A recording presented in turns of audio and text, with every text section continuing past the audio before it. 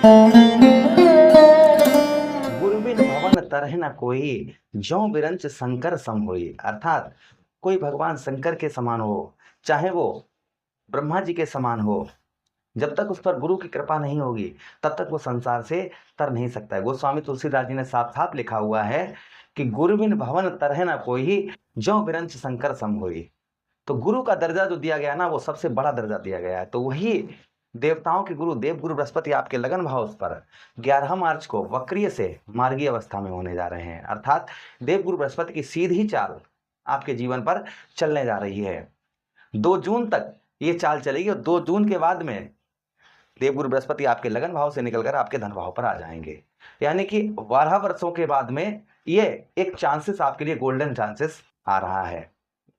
क्या क्या प्रभाव इस बीच में पड़ता हुआ नजर आएगा, एक एक बात की हम विस्तार पूर्वक अच्छी तरीके से चर्चा करेंगे अपने मिथुन राशि के दर्शकों के लिए। और ये प्रोग्राम आपके लगन पर आधारित है, आपकी चंद्र राशि पर आधारित है। आपको दोनों चीजें नहीं पता, मेरी लगन क्या है, मेरी चंद्र राशि क्या है, तब इस प्रोग्राम को आप नाम राशि पर भी देख सकते हैं। अगर आप अपनी जन्म कुंडली पर परामर्श विश्लेषण विस्तार पूर्वक अच्छी तरीके से अनलिमिटेड समय के साथ में करवाना चाहते हैं, हर जगह आप कुंडली दिखवा चुके हैं किंतु अभी तक आपको सफलता प्राप्त नहीं हुई है, तो आपकी इच्छा है, अगर आप हमसे करवाना चाहें हमसे करवा सकते हैं।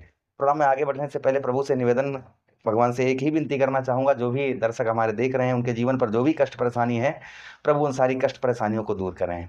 चलिए अब प्रोग्राम को प्रारंभ करते हैं। छोटा सा एक हाथ जोड़कर निवेदन है, अभी तक आप लोगों ने चैनल को सब्सक्राइब नहीं किया है तो प्लीज चैनल को जरूर सब्सक्राइब कर लीजिएगा और प्यारा सा एक लाइक जरूर कर दीजिएगा। चलिए सबसे पहले चर्चा करेंगे आपके लगन भाव पर, अर्थात आपके देव भाव पर। देव गुरु बृहस्पति यहाँ पर वक्री से मार्गीय अवस्था में हो रहे हैं, तो सबसे पहला जो प्रभाव पड़ेगा आपके स्वास्थ्य को लेकर, जो आपकी हेल्थ आपकी काफी लंबे समय से खराब चल रही थी, तो स्वास्थ्य में आपके काफी सुधार होता हुआ नजर आएगा। यानी काफी लंबे समय से आप बीमार चल रहे हैं और बीमारी के कारण आपका किसी भी काम में मन नहीं लग रहा है। कहते हैं ना कि पहले सुख निरोगी काया, अगर शरीर ठीक है तो सब कुछ ठीक है।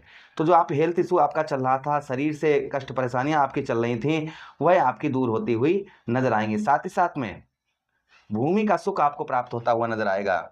जो आपको भूमि का सुख नहीं प्राप्त हो रहा था, जैसे जमीन जायदाद का सुख तथा पैतृक भूमि का सुख नहीं मिल रहा था, तो वहां आपको उत्तम अच्छा सुख प्राप्त होता हुआ नजर आएगा। कोई आप वाहन खरीदने वाले थे, कोई प्रॉपर्टी खरीदने वाले थे, काफी दिनों से प्लान बना रहे थे कोई वाहन खरीदने का, कोई प्रॉपर्टी खरीदने का, तो उत्तम अच्छे संयोग आपके लिए देवगुरु बृहस्पति ये बनाएंगे। संभवतः ही 2 जून तक वो समय रहेगा। अब आप कुछ खरीदना चाहते हैं इस तरीके की चीजें, तो आप संभवतः ही कुछ ना कुछ खरीद अवश्य पाएंगे। लेकिन देखिए बातों से बता से नहीं फूटते हैं, संघर्ष और मेहनत मेहनत की आवश्यकता रहती है। तो यहाँ पर थोड़ा सा मेहनत आप संघर्ष करेंगे तो अवश्य ही ये चीज़ें आपको प्राप्त होती हुई नजर आएंगी। या तो कोई आप वाहन खरीद पाएंगे, या कोई प्रॉपर्टी खरीद पाएंगे, या कोई घर खरीदने की सोच रहे थे, आपका अधूरा घर बना पड़ा हुआ था और उसमें काम रुक गया था, तो वो काम पुनः फिर से प्रारंभ होने की संभावना रहेगी। कोई घर खरीदने वाले थे तो वो खरीद पाएंगे, या कोई प्रॉपर्टी खरीदने वाले थे तो वो खरीद पाएंगे। जो बाधाएं आ रही थी वो बाधाएं दूर होती हुई नजर आएंगी। ये प्रभाव आपके ऊपर और देखने को आपको मिलेगा। उसी के साथ ही साथ आगे हम चर्चा करते हैं, यश की आपको प्राप्ति होती हुई नजर आएगी। यश का मतलब होता है कि समाज के अंतर्गत मान सम्मान, और जिसको समाज के अंतर्गत मान सम्मान मिलता है, जो समाज को प्रिय होता है, प्यारा होता है, वो कभी दुखी नहीं रहता है। तो यहाँ पर आपको यश की प्राप्ति होगी, अर्थात समाज के अंतर्गत मान सम्मान की प्राप्ति होती हुई नजर आएगी। घर में भी आपको मान सम्मान की उत्तम अच्छी प्राप्ति होती हुई नजर आएगी। ये प्रभाव आपके ऊपर और आपको देखने को मिलेगा। उसी के साथ ही साथ आगे हम चर्चा करते हैं देवगुरु बृहस्पति की, कि कुछ दुख आपके कम होते हुए नजर आएंगे। देखिए हर चीज का जोड़ा होता है, अगर सुख नहीं होता तो दुख की पहचान कैसे होती। कहते हैं कि दुख में सुमिरन सब करें, सुख में करे ना कोई, और जो सुख में सुमिरन करें तो दुख काहे कोई। अगर भगवान का सुमिरन सुख में ही कर लिया जाए तो दुख क्यों पड़े। लेकिन इंसान जो है ना, ये बेढंगी दुनिया भूल भुलैयन में बुलानी।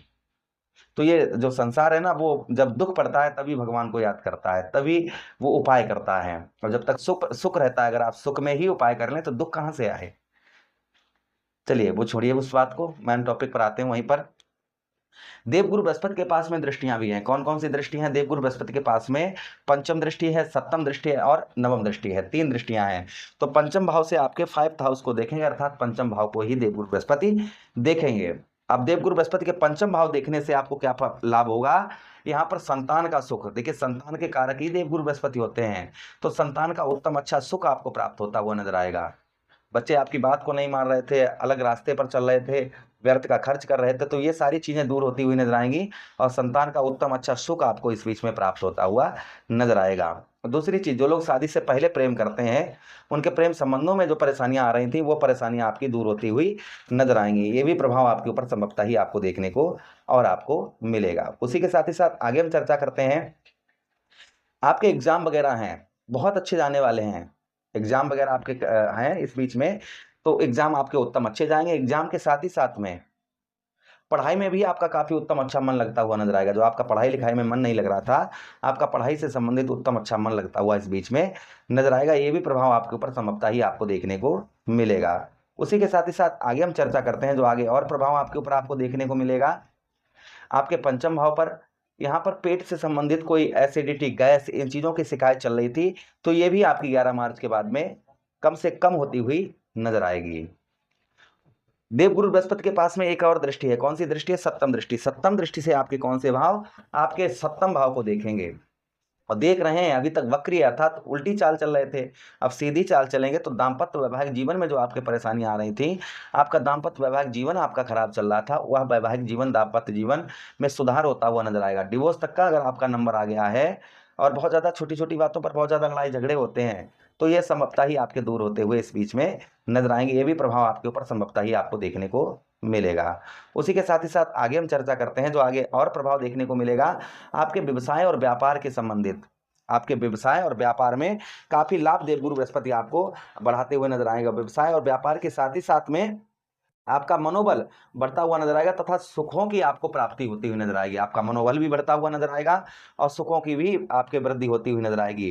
पिता के द्वारा भी आपको सुख प्राप्त होगा, यानी पिता की और पिता पक्ष से भी आपको सुख प्राप्त होगा, या फिर आप अपने पिता का व्यवसाय करते हैं, व्यापार करते हैं, तो और अच्छा आपका चलता हुआ नजर आएगा। उसी के साथ ही साथ आगे हम चर्चा करते हैं कि यहाँ पर थोड़ा सा धन उपार्जन करने के लिए थोड़ा सा संघर्ष करना पड़ेगा, यानी थोड़ी मेहनत आपको करनी पड़ेगी। धन की स्थिति काफी बेहतर, काफी उत्तम आपको देखने को मिलेगी। फिर भी यहाँ पर सफलता, आपको धन से रिलेटेड उत्तम अच्छी आपको सफलता प्राप्त होती हुई नजर आएगी। अगली दृष्टि से देवगुरु बृहस्पति अर्थात सप्तम दृष्टि से आपके नवम भाव अर्थात भाग्य स्थान को, जहां पर राहु महाराज बैठे हैं, भाग्य स्थान को देखेंगे, जिससे आपके भाग्य में वृद्धि होती हुई नजर आएगी। और जो आपके अंदर भय और डर और चिंता ये लगी हुई थी, ये आपकी संभवतः ही दूर होती हुई नजर आएगी।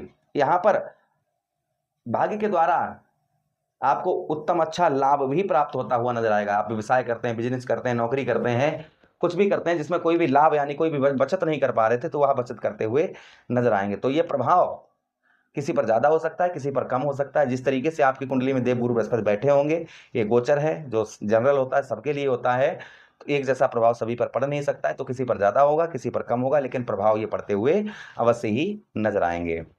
उपाय की बात करें हम, तो बृहस्पति को, देवगुरु बृहस्पति को प्रसन्न करने के लिए क्या उपाय करने चाहिए? देवगुरु बृहस्पति को प्रसन्न करने के लिए गुरुवार के दिन पीले चना, भुने हुए चना आप जो है बंदरों को खिलाएं, विष्णु सहस्त्र नाम का पाठ करें, या फिर ओम नमो भगवते वासुदेवाय इस मंत्र का जप करें, इससे भी प्रभाव उत्तम अच्छा रहता है।